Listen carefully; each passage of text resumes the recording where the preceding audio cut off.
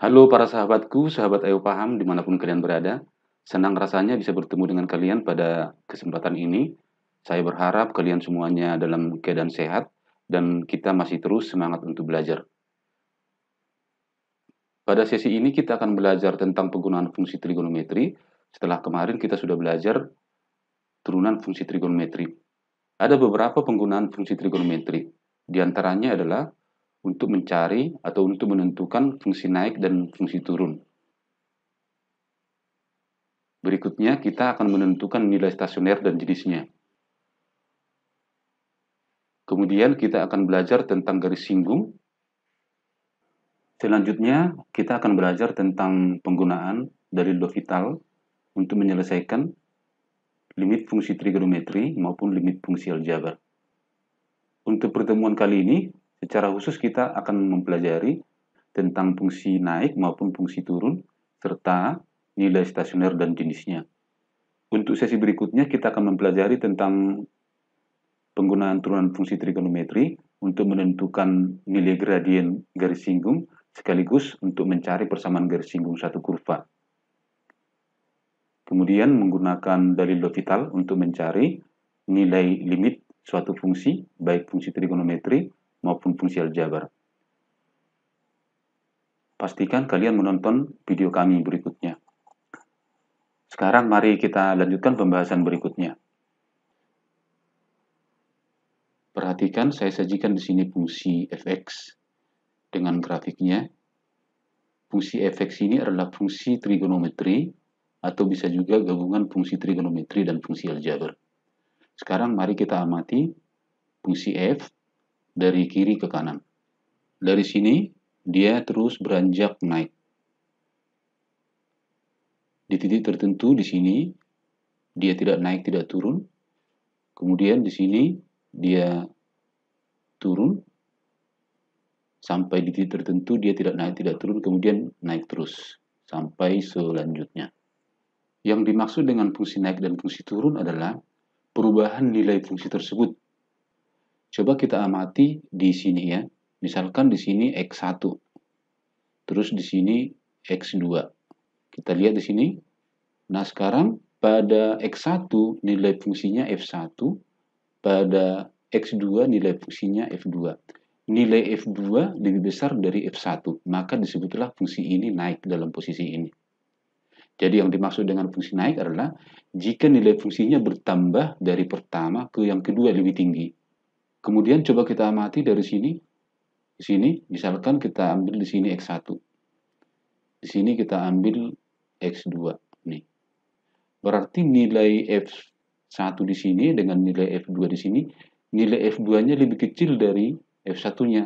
Misalkan di sini nilainya 8, di sini 5, berarti menurun. Maka disebutlah dia fungsi turun atau posisi fungsi itu dalam keadaan turun. Sekarang dengan cara yang sama kita amati di sini, misalkan di sini X1, di sini X2. Nah, F2 di sini dengan F1 di sini F2-nya lebih tinggi dari F1-nya. Maka dikatakan ini fungsi naik karena nilai posisi fungsi pertama menjadi berkurang atau lebih tinggi nilai fungsi posisi kedua. Sehingga disebutlah itu fungsi naik. Jadi sekarang jelas mengapa disebut sebuah fungsi naik dan mengapa sebuah fungsi turun. Sekarang kita akan menganalisa bagaimana karakter dari fungsi turun dan fungsi naik. Apa yang kita periksa atau nilai apa yang menentukan. Coba kita gambar di sini ya, gradiennya. Ini gradien garis singgungnya di sini. Berarti garis singgungnya ini miring ke kanan ya. Ini ke kanan, miring ke sini. Kemudian kita tarik di sini, ini gradiennya semua, ini banyak ini. Semuanya miring ke kanan dari sini. Jadi di sini banyak gradien garis singgungnya. Nah, pada posisi tertentu dia gradiennya di sini, ini sejajar dengan sumbu X. Berarti tadi di sini naik, saya gambar satu aja, terus di sini sejajar. Nah, kemudian di sini turun. Maka sekarang garis singgungnya miring ke kiri. Di sini miring ke kiri. Garis singgungnya sini miring ke kiri. Kemudian pada saat tertentu di sini garis singgungnya itu sejajar dengan sumbu X di sini.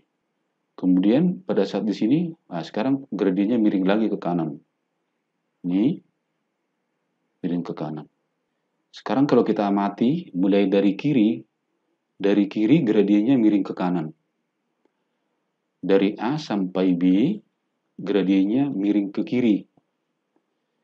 Dari B dan seterusnya, gradiennya miring ke kanan. Berarti kalau M-nya miring ke kiri, berarti itu negatif, M-nya negatif. Kalau M-nya miring ke kanan, berarti M-nya itu positif. Ingat waktu kelas 11, F aksen X itu sama dengan limit X menuju H,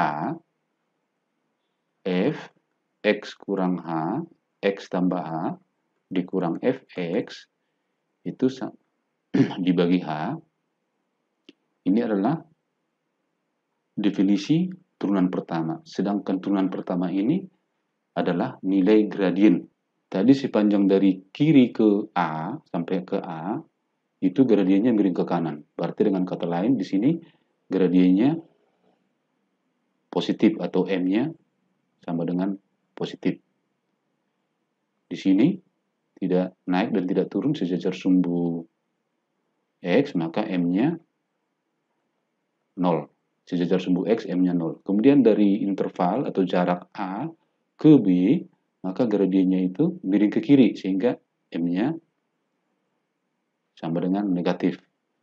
Kemudian di sini, kembali tidak naik, tidak turun, atau sejajar sumbu X, maka di sini M-nya sama dengan 0. Kemudian dari sini, dari A sampai ke kanan dan seterusnya, ini M-nya miring ke kanan, maka M-nya sama dengan positif atau lebih besar dari 0. Sehingga sekarang kita dapatkan penanda gradien di sumbu X, di sini M-nya 0, di sini M-nya 0. Sedangkan di sini M-nya positif, di sini M-nya negatif, di sini M-nya positif. Tadi M adalah turunan pertama, sedangkan positif artinya lebih besar dari 0.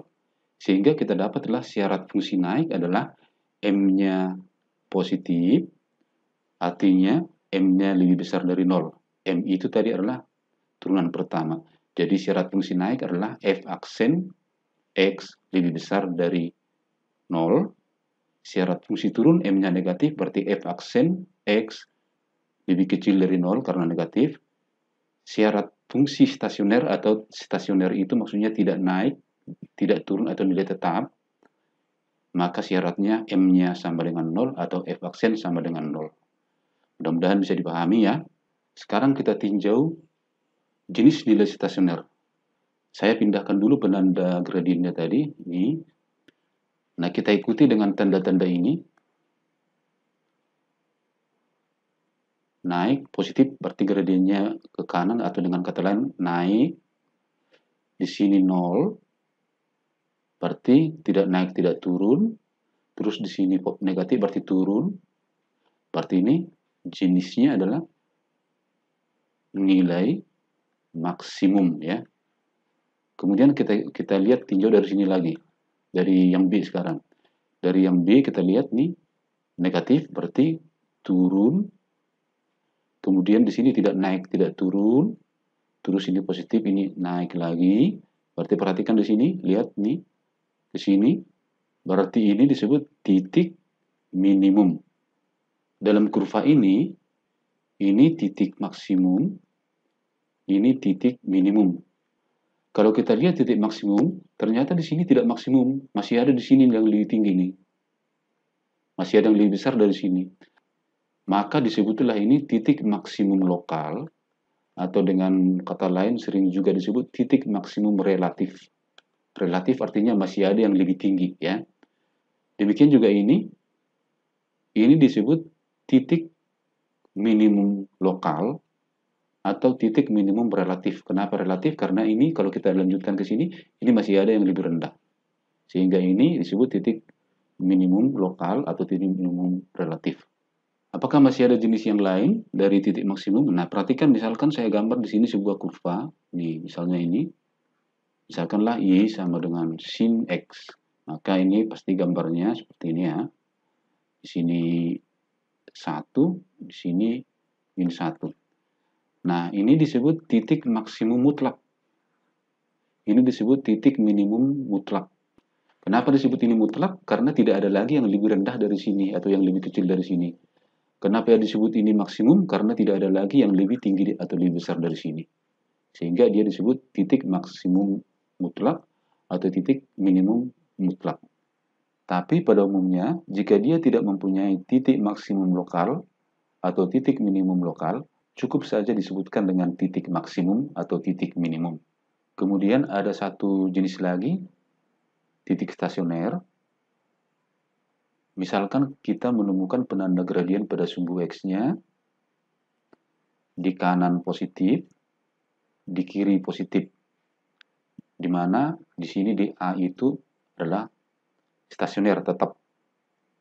Berarti dengan kata lain di sini gradiennya 0. Nah, berarti kalau ini kita gambar nih, berarti naik, terus tidak naik, tidak turun, terus naik lagi. Nah, berarti naik ke naik diselangi dengan titik tetap.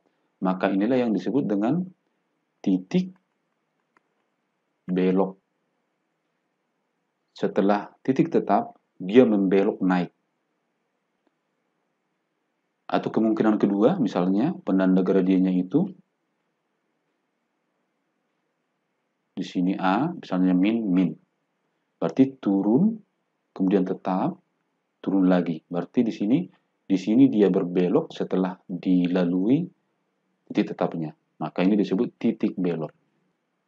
Semoga lihat penjelasan ini kamu bisa memahami apa itu fungsi naik, fungsi turun, apa itu titik stasioner, apa itu nilai stasioner. Sekarang, bagaimana cara kita menentukan titik stasioner? Caranya adalah, misalkan di titik A adalah pembuat stasioner, ini ke sini, maka nilai fungsi stasionernya di sini adalah FA. Nih, jadi A-nya kita masukkan ke fungsinya. Sehingga titik stasionernya adalah A, FA. Berarti kalau di sini, titik stasionernya adalah B, FB. Sekarang kita simpulkan, jika A, FA adalah titik maksimum, maka FA adalah nilai maksimum.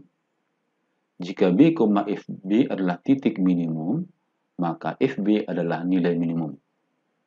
Jika C, FC adalah titik belok, maka FC adalah nilai belok. Semoga penjelasan ini memberi kamu pemahaman yang cukup tentang apa itu fungsi naik dan fungsi turun, dan apa itu nilai stasioner, serta jenisnya. Untuk menambah pengetahuan kita, mari kita bahas soal ini. Diketahui fungsi fx sama dengan 2 sin 2x untuk interval x adalah dari 0 sampai 180 derajat. Tentukanlah interval fungsi naik dan turun. Kemudian tentukanlah nilai stasioner dan jenisnya. Nah, perhatikan di sini, ini 0, 0, 0, F aksen. Berarti langkah pertama yang kita cari adalah turunan fungsi fx. Perhatikan fx-nya sama dengan 2 kali 2 sin 2x.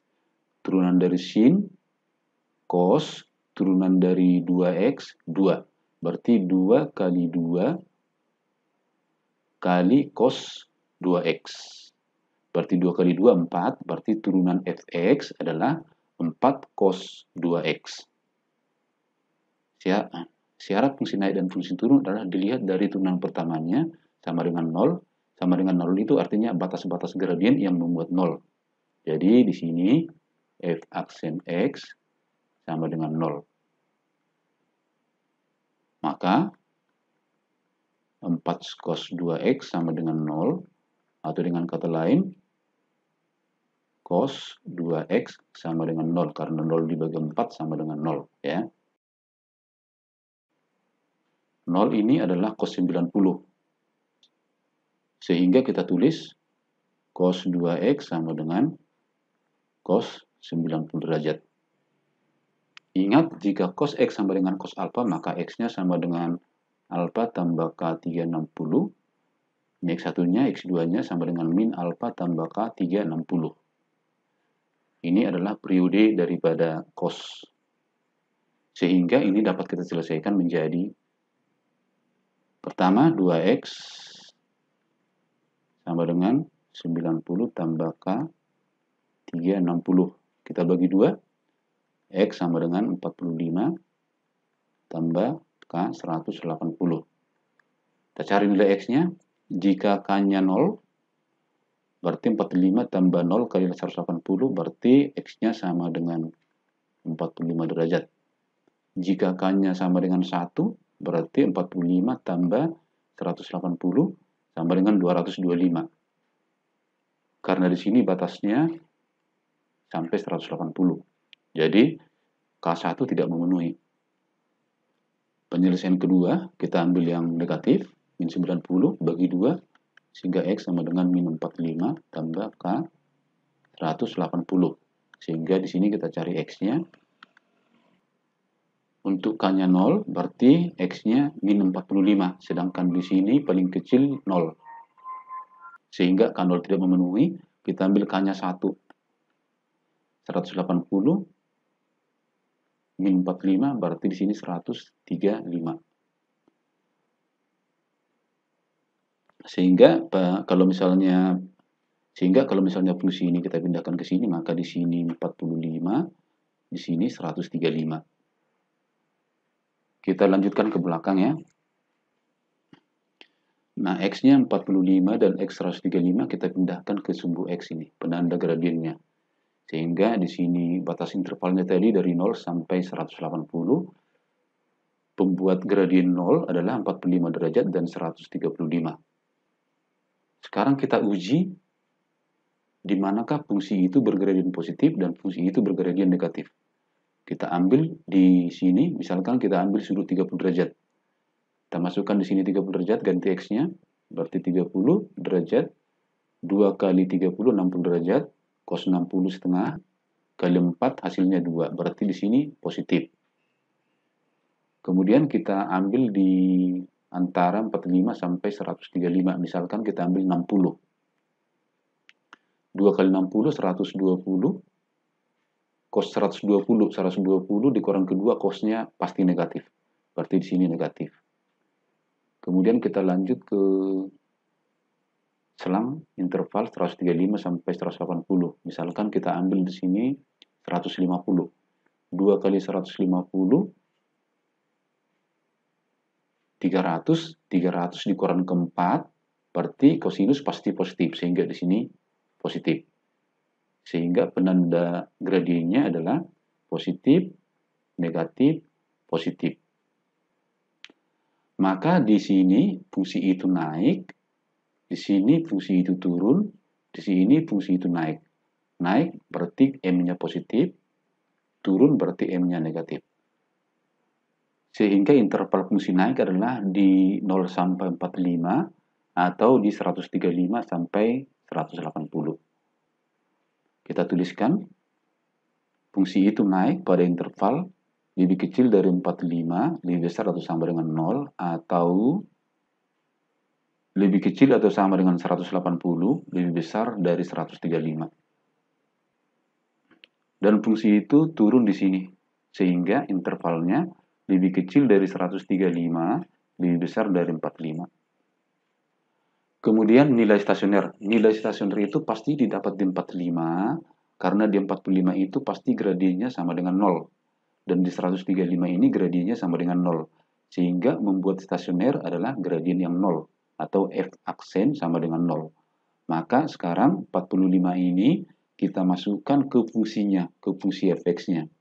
Sehingga kita dapatkan di sini F45 sama dengan 2 kali sin 2 kali 45.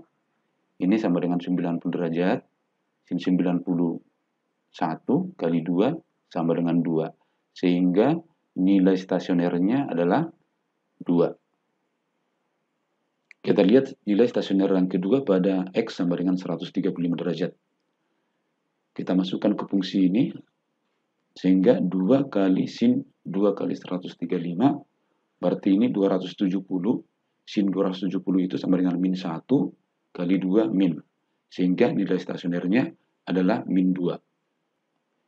Kemudian kita dapatkan titik stasionernya 135, min 2. Kemudian kita tinjau jenisnya. Jenisnya kita lihat di sini. Positif naik, 0 berarti tidak naik tidak turun. Negatif turun, berarti ini maksimum. Di sini titik maksimum. Di 135 negatif berarti turun, 0, tidak naik tidak turun, kemudian naik. Berarti ini berarti ke bawah, berarti ini titik minimum. Nah, sekarang jenisnya ini maksimum lokal atau minimum lokal. Untuk menentukan, mari kita ingat grafik fungsi trigonometri untuk 2 sin 2x ini.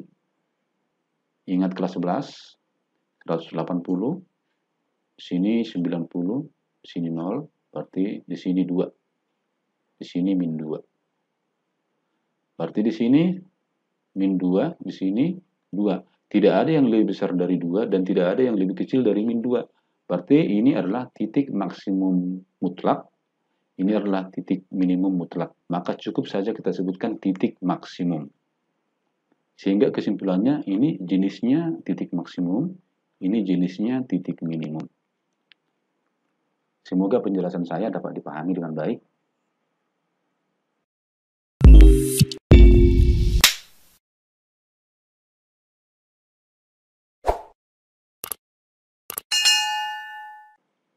Untuk menambah pemahaman kita, mari kita bahas satu soal lagi.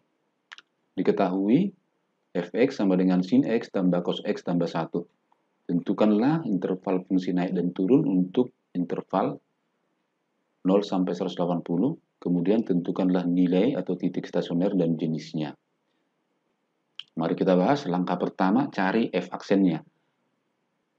Turunan dari sin, cos, turunan dari cos, min sin. Ini turunannya 0. Sehingga turunan f aksen adalah, selanjutnya untuk mendapatkan batas-batas fungsi naik dan fungsi turun, maka f aksen x sama dengan 0. Sehingga ini sama dengan 0. Kita dapatkan sekarang sin x sama dengan cos x. Nah, untuk menyelesaikan ini, mari kita ingat waktu kelas 10, sin alfa sama dengan cos 90 kurang alfa. Ini sudut di ukuran 1. Berarti kalau cos alfa sama dengan sin 90 kurang alfa. Tangen alfa sama dengan kotangen 90 kurang alfa. Ya. Jadi sifat ini kita manfaatkan untuk menyelesaikan ini. Ini kita rubah menjadi sin 90 kurang alfa. Sehingga kita dapat x sama dengan 90 kurang alfa ditambah K 360, yaitu periode dari sinus. Kita selesaikan. Ini pindahkan ke kiri menjadi 2x. 2x tambah 90 derajat ditambah K 360. Bagi 2, x-nya sama dengan 45 tambah K 180 derajat. Ambil K-nya 0, kalau K-nya 0, X-nya sama dengan 45 derajat, yaitu ini K-nya 0, berarti 0 kali 180, 0, tambah 45, 45 derajat. Kalau kita ganti K-nya 1, berarti 180 kali 1, tambah 45 menjadi 225. Sedangkan di sini batasnya hanya sampai 180. Sehingga yang memenuhi hanya X sama dengan 45. Kemudian kita buat dalam garis bilangan sebagai penanda gradien di sumbu X. Kita cari gradien positif negatifnya. Misalkan kita ambil titik di sini, ambil 30, cos 30 dikurang sin 30. Cos 30 itu setengah akar 3, sin 30 setengah. Berarti ini lebih besar dari sini, sehingga kalau dikurangkan hasilnya positif. Sehingga di sini bernilai positif. Kita cari di sini, ambil misalnya 60 ya. Kalau ini kita kasih 60, di sini 60, berarti ini setengah dikurang setengah akar 3. Setengah dikurang setengah akar 3 lebih besar dari setengah, maka pasti nilainya ini adalah negatif. Sehingga pada interval 45 sampai 180 bernilai negatif. Maka di sini fungsi itu naik, dari 45 sampai 180 fungsi itu turun. Sehingga interval fungsi naik dan fungsi turunnya adalah, dan fungsi turunnya pada interval X lebih kecil atau sama dengan 180, lebih besar atau sama dengan 45. Sekarang kita meninjau nilai stasionernya. Karena di interval 0 sampai 180, gradien nolnya hanya 1, itu di 45, maka pada interval 0 sampai 180, nilai stasionernya hanya 1, yaitu didapat jika X-nya 45 derajat. Sehingga kita hitung jika X sama dengan 45 derajat, kita masukkan ke sini, ke fungsi ini, kita dapat F 45 derajat sama dengan sin 45 derajat ditambah cos 45 derajat ditambah 1. Sin 45 setengah akar 2, ini setengah akar 2, setengah akar 2 tambah setengah akar 2 sama dengan akar 2 tambah 1. Sehingga ini nilainya sama dengan 1 ditambah akar 2. Sehingga nilai stasionernya adalah 1 ditambah akar 2 jika X-nya 45. Sehingga titik stasionernya adalah 45 derajat, 1 ditambah akar 2. Sekarang kita periksa jenisnya. Kita lihat di sini, naik karena positif, terus 0, tidak naik, tidak turun, negatif, turun. Berarti dilihat di sini, nih. Jadi jenisnya adalah titik maksimum, bukan titik maksimum lokal atau relatif. Karena fungsinya adalah fungsi trigonometri. Demikian penjelasan kali ini. Semoga penjelasan ini dapat membantu kamu untuk memahami persoalan mengenai interval fungsi naik dan turun, serta jenis atau nilai stasioner suatu fungsi. Tetap semangat belajar, semangat ayo paham.